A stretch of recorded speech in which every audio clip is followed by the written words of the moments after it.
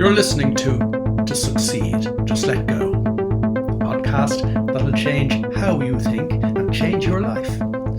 I'm Willie Horton and I'm a psychologist, been helping people change their lives since 1996. Broadcasting from the French Alps, and delighted to have you along. Let's take this week's step in the right direction. A couple of times over the years I've been asked if meditation is similar to hypnotizing yourself. My answer is always the same. It's the exact opposite.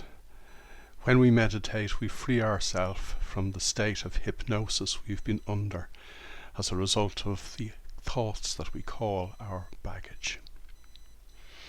Effectively, from the age of about 12 or 13 onwards in the normal adult life, we live in a trance state. This trance state is created and maintained on a day-to-day basis by the thoughts that your automatic pilot uses to enable you make it from one moment to the next and make it safely through the day. These thoughts are largely composed of what we generally call our baggage, the stuff that we learned when we were young and impressionable, for better or for worse, or in fact, generally speaking, for worse. You see, we're wired to make it through the day, and one of the pieces of wiring that enables us to do that from an evolutionary perspective is the wiring that leads to our normally picking the negative pieces of our baggage to enable us make it through the day. Picking the negative keeps us on our toes. If we were overly positive, we might become complacent. We probably would become complacent. Or worse, we would actually say that all is well, just as the tiger leaps from the bushes. You must remember that until you take charge of your own personal neural evolution, you are saddled with a mind that was designed for a completely different way of living, and a mind that was designed simply for survival. As a result of the way the normal mind is designed, the normal person is living, if you could call it that, in a permanent trance state. This trance state tells the normal person, you can't do this, you can't do that, you can't move beyond your comfort zone, you can't do anything that would be too brave or courageous. It's a can't do state of mind. And again, the reason it's a can't do state of mind is you shouldn't be doing anything that would be adventurous, that would take you beyond your comfort zone, because seeking adventure 7,000 or 8,000 years ago would push you in harm's way and might compromise your ability to survive. When we meditate, we break the trance. It doesn't mean that we break the trance once and for all, because say you started meditating when you're 50. Well, at that point you have 38 years of trance state living under your belt, and it takes a while for the trance to be broken. Most people, when they start meditating, contact me and say, my mind is so noisy. It's like as if I've turned up the volume of the thoughts that hold me back, the thoughts that squeeze me into my little box, the thoughts that keep me in my oh so uncomfortable comfort zone. And that is often the case. Consider what is happening when you start to break that trance state. You become aware that you have been living in a trance state. You become more aware of your own thoughts, more and more aware of them than you could have been when you were living under their power. And therefore, very often, when we embark on a practice of meditation, the first thing that happens is we become more and more aware of our own madness. It is indeed like somebody has turned up the volume on our own thoughts. But that is not the first step on the road to self-awareness. That actually is self-awareness in the moment. Because now you know. You are being led by the nose by your own thoughts. Let me clarify that actually, because you're not being led by the nose by your own thoughts. They're not even your own thoughts. They are thoughts that were planted there as the result of events that made you feel good or bad about yourself when you were young and impressionable. And as we said, more bad than good. So they're not your thoughts. They are a reaction that you had as a young and impressionable child to somebody else that did something to you or for you. Somebody else that was living in their own trance state. As a result of that, the normal person lives in a world that actually does not exist. Oh yeah, it feels real. Oh yes, it triggers stress. And the physical effects of stress are real. But actually, the world created by our trance state is a work of fiction. And it's a work of fiction that's on a loop.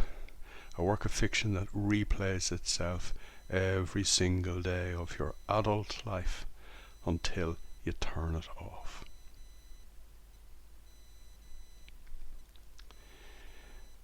Turning it off takes time. I just got an email from somebody before I sat down to record this saying that they are meditating every day. They are becoming more and more mindful, but they have, and in inverted commas, a wee bit to go towards the promised land of being in flow most of the time. We all have a wee bit to go, but we all need to go that wee bit every day. We all need to take the little steps forward that even when we don't think we are seeing progress in how we behave or our daily lives, every little step that we take every day by way of practicing our meditation leads to daily progress in the piece of equipment between your two ears. Every time you meditate, you further engage and further enhance the key parts of your brain that enable you step outside your comfort zone effortlessly, that enable you take yourself off the leash that your thoughts have had you on, that will over time enable you let your trance state evaporate. Consider how our thoughts hold us back. Consider how we trip ourselves up with our own thoughts. And they're only the thoughts that in the normal course of our everyday lives we're aware of. You know, the thoughts that we say to ourselves when we do something and we say to ourselves, oh, I wish I hadn't done that. Or, oh God, I shouldn't have said that, but now I've said it, I can't take the words back. Or, do people think I am stupid? Or are people ignoring me? These thoughts going through our head every day are the thoughts we're only aware of. But we have a load of other thoughts going through our head that are spinning through our head subconsciously, and we're not aware of them at all. I was talking to somebody a little earlier today who told me that he could be sitting, relaxing, and suddenly he would start perspiring. And suddenly he would become anxious, and he couldn't even say if he had been having a negative thought or paying attention to a negative thought before this anxiety crept up on him. And as I said to him, the vast majority of the 70,000 thoughts that are swimming through your head every day are swimming through your head subconsciously, feeding the machine, feeding the automatic pilot, enabling the automatic pilot keep you safe to get back into your little bed tonight without having done yourself any harm. This is all happening subconsciously. And even if the thoughts were positive thoughts. And as I said a few minutes ago, there's years and years of psychology that has established that we are always predisposed to selecting the negative over the positive thoughts from an evolutionary perspective, from a survival perspective. But even if the thoughts were positive, they still have divorced you from the reality of the here and now.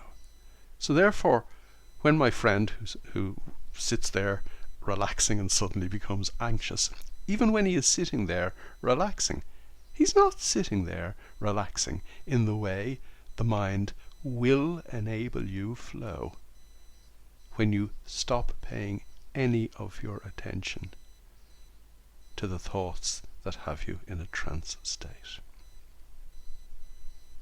As I said a minute ago, this trance state is a can't-do state of mind. When we break that trance, even initially, even right at the beginning, when we break that trance, we realize, oh, I can do. And I not only can I do the things that I would love to do, I can do the things that I thought would be uncomfortable for me to do, because it was my trance state that made me think I would be uncomfortable doing the unthinkable, I suppose. Things that we know we need to do to move us forward, and things that we always find uncomfortable, or as somebody said to me a few weeks ago, squeamish to do. Things that we would prefer not to have to do. But that preference of not having to do something we know we need to do, again, springs from this trance state. Oh, we need to let ourselves off the hook. We need to let ourselves off the leash. We need to break that spell. We need to liberate ourselves and walk out into a world of opportunity and adventure that is actually, and always has been, before our very eyes. You can't see adventure. You can't see excitement. You can't see opportunity if you're living in that trance state. You're blinded to everything. You're deafened to everything. You're looking inward all of the time. Whereas in actual fact, the real world, the outer world, is all around you, feeding you opportunities all of the time that you'll only see when you open your eyes. Just let go. Let yourself go. I know, for starters, it can be difficult because your thinking mind isn't going to go away overnight. Your thinking mind thinks it's great. Your thinking mind thinks it knows best. In fact, it's your thinking mind that has been niggling at you for years, saying, oh, you're not doing your best, or you should do it this way, or you shouldn't do that. Your thinking mind is a know-all. Actually, it isn't. It's a think-all. It actually knows nothing at all. The bit of you that knows everything is the bit beneath your thoughts, the deep you, the inner you, the inner and outer you, because the inner you is connected to the outer energy of the universe, of which it is an integral part. If you want to listen to that sentence again, maybe you should. We're part of something greater. And there we were thinking in our trance state that little old you or little old me couldn't do any of the things that we would love to do. Couldn't live an effortless life in flow. Couldn't be a world leader in our little bit of the world. Of course you can. People often think that leaders are born. You've often heard the expression, oh, he's a born leader. We were all born leaders, and then we had the ability to lead our own lives, knocked out of us, crushed out of us by the programs that we took on board when we were young and impressionable, and the programs that we still use as adults to enable us make it through the day until we liberate ourselves and find that leadership within again. you, you know, you're here to lead your own life. That's the first and most important aspect of leadership. You're here to lead the lives of those around you. There are people who are looking up to you. You know, if you have children, they're looking up to you. It mightn't feel like that some of the time, but actually they're watching you all of the time. I often say to people on leadership teams, when they're walking around the office or walking through the production facility, they're watching you. They're always watching you. They may not be aware that they're watching you, but because you're in a leadership position, they're watching your every move. But as I said, first and foremost, surely you want to lead your own life. Surely you want to have a can-do life. And you know, a can-do life doesn't come at any price. I was talking to somebody a few days ago, and we were talking about the price that people have to pay in business for business success. And I said to her, no, there's no price to be paid.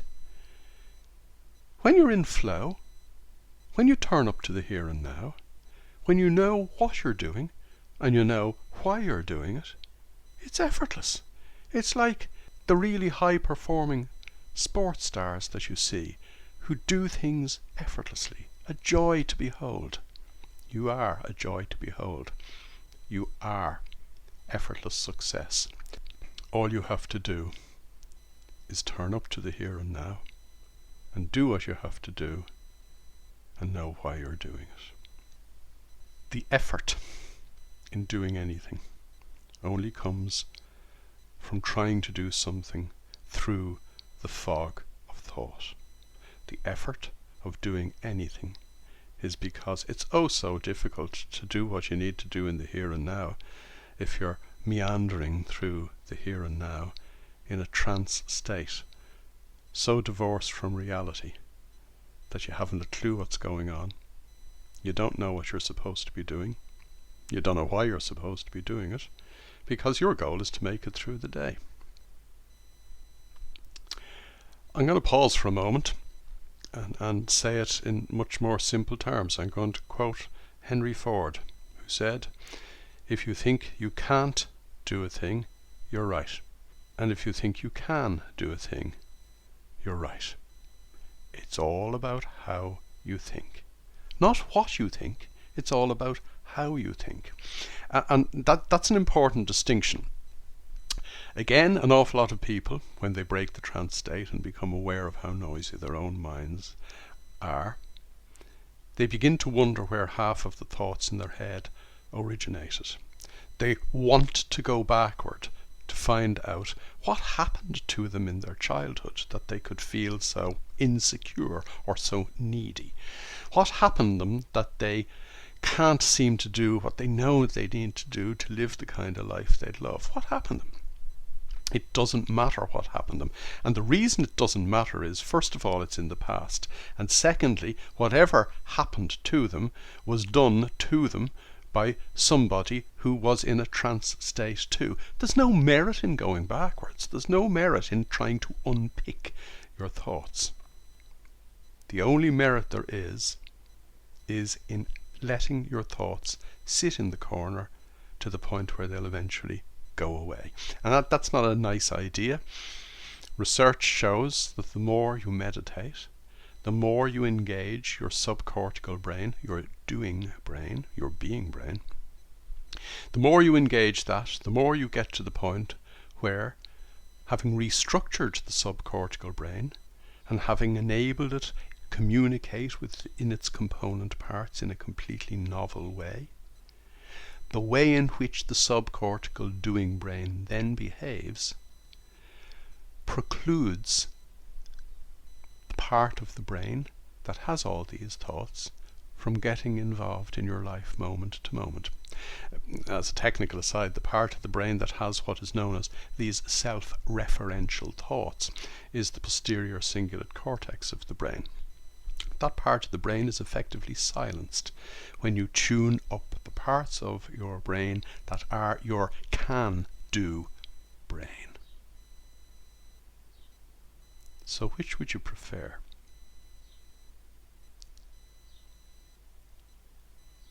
To to exist in a trance state, wondering what it would be like to be effortlessly happy and successful. Actually, I'll use a phrase from one of my clients, wondering what it would be like to experience deep joy every day, wondering what it would be like to be passionate about everything you do without a care in the world. Which would you prefer? To be in the trance state, wondering what that would be like? Most people are in a trance state and don't even realize there's another possibility, because they're making it through the day. According to Harvard, 96% of people are in this trance state. Sure, we're all making it through the day together, and sure, we'll all be fine. And sure, no one's died today, so we'll live to fight another day. No. It's not even living. That isn't. I'm not even sure if it's properly existing. Going along in this herd trance state. Question I ask you again. Which would you prefer? To live a half-life, to exist and make it from one day to the next, longing for other things, longing for another life, longing for more happiness or success, longing to be unburdened of your cares and worries, or being carefree, in flow, doing just what you need to do without ever thinking about it, knowing that you're doing the right things, doing them effortlessly, in the right way, at the right time, noticing opportunity, embracing opportunity, and by doing the right things in the right way at the right time, creating opportunity. The opportunities that will bring you further and further along in the adventure of the life in flow that is wonderful, joyful, deep joyful. You see, consider what I just said. I didn't say that when you are in flow, you'll be moving towards the life that you really, really want. I said when you're in deep flow, you are having the life that you really, really want. Because it's not about a destination, it is about the journey. It's not about something off in the future, because the future never comes. What comes is the next now. It's all about being present, in flow, carefree, effortlessly doing what you need to do now. And that is the power of meditation. Because meditation, like life, is a now thing. Meditation enables you turn up body and soul to the here and now, mind, body and spirit, to the only place in time where you can do what you need to do and live your life to the full, the here and now. What quantum physics tells us, the only place in time where the universe actually exists, vibrating energetically in and out of existence, one moment to the next. When we meditate, we tune our own energy in to that universal energy flow. When we meditate, we actually tune the electromagnetic pulse of our own brain into the electromagnetic pulse of this planet. We literally tune ourselves in to the flow of the real world that is happening in the here and now. Now, as I've said before, some people will say to me, I can't meditate. If you can breathe, you can meditate. Meditation is the most natural thing going. Some people have hang-ups about meditation. They say, it's a spiritual practice, and I'm from a different religion. That's all nonsense. Meditation is the only scientifically validated way we have of tuning our minds into the here and now. It is the only scientifically validated way we have of engaging the most important parts of our mind in our own life. And what studies in meditation have shown is that these parts of the brain, before we meditate, are totally disengaged from our lives. Imagine not being able to focus because the focus part of your brain was switched off when you were 13. So no wonder it's difficult to get what you want out of life. Meditation switches that focus part of the brain on, what cognitive psychology calls the central executive or the attentional spotlight. But that's only the conductor of the orchestra. The real action when you meditate is that you restructure the doing brain, as I described it earlier on, the insula, the amygdala and the hippocampus, the subcortical brain, the part of our brain that enables us do what we need to do at the right time, in the right way, the part of our brain that could be described as our knowing, feeling, gut instinct or intuition. The part of our brain that silences the thoughts that hold us back.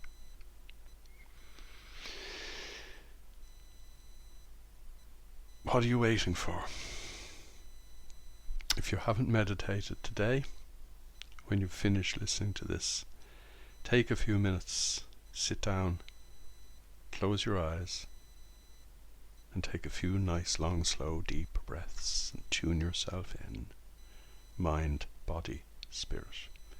If you're out walking listening to this, see, feel, hear, smell and taste where you are.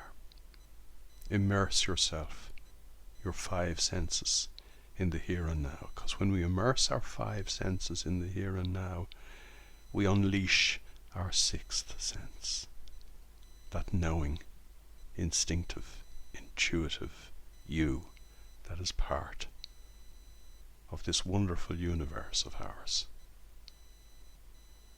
That 6th sense that will enable you dance through life in the here and now and do the right things in the right way at the right time, creating the right opportunities for yourself to ever move forward. I think you're much safer in that state of mind than in a trance state. I think your life is going to be much more of an adventure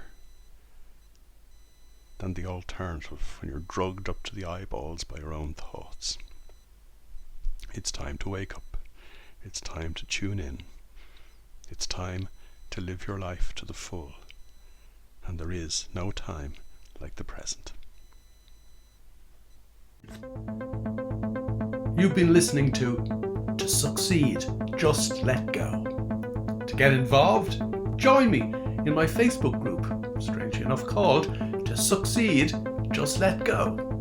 And for more information, visit www.willie-horton.com.